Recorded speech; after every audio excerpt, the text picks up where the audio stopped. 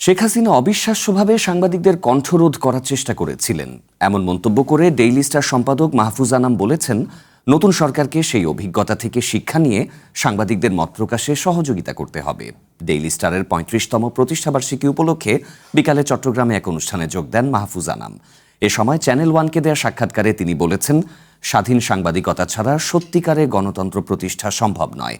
বন্দরনগরীর একটি হোটেলে আয়োজিত এই অনুষ্ঠানে বিভিন্ন রাজনৈতিক দলের নেতা, ব্যবসায়ী, গণমাধ্যম ব্যক্তিত্ব ও সুধীজনরা উপস্থিত ছিলেন।